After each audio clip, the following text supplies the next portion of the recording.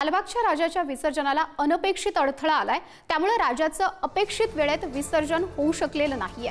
लालबागच्या राजाच्या विसर्जनाला उशीर होतोय। 8 तासांपासून लालबागचा राजा हा गिरगाव चौपाटीवरच आहे। लालबागच्या राजाच्या विसर्जनाला समुद्राला आलेल्या भरतीमुळे आणि खास गुजरातहून आणलेल्या अत्याधुनिक तराफ्यावर मूर्ती चढवताना तांत्रिक अडचणी आल्याने विलंब झालाय। समुद्राला भरती असल्याने पाणी मोठ्या प्रमाणात आल्याने तराफ्यावर लालबागच्या राजाला चढवण्यामध्ये अडचणी येत आहेत। हाय टाइड कमी झाल्यानंतर मूर्ती तराफ्यावर चढवणार असल्याची सुद्धा माहिती आहे। लालबागच्या राजाची ही दृश्य आहेत।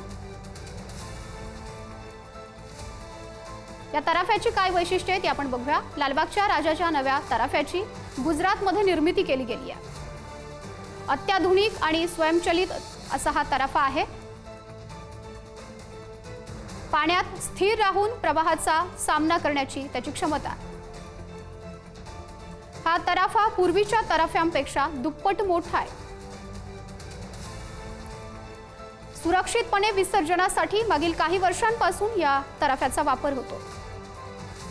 तराफ्याला समुद्रात जाण्यासाठी दुसऱ्या बोटीची गरज नाही।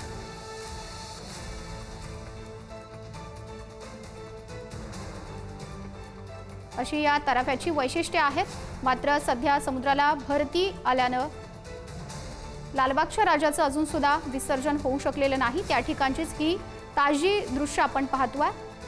राजाची मूर्ती ही तराफ्यावर चढवताना अडचणी निर्माण झाल्या आणि त्यामुळे विलंब झाला आणि आता सध्या समुद्राला भरती आलेली आहे। त्यामुळे जोपर्यंत ओहोटी येत नाही तोपर्यंत लालबागच्या राजाचं हे विसर्जन होऊ शकत नाही अशी सुद्धा त्या ठिकाणची माहिती आहे। सध्याची ही दृश्य आपण पाहतोय। जोपर्यंत भरती ओसरत नाही तोवर लालबागच्या राजाचं हे विसर्जन पूर्ण होऊ शकत नाही। यावर्षी 8 तास उलटून गेलेले आहेत, मात्र अजून सुद्धा लालबागच्या राजाचं हे विसर्जन होऊ शकलेलं नाहीये। त्या ठिकाणचीच ही दृश्य आपण पाहतोय।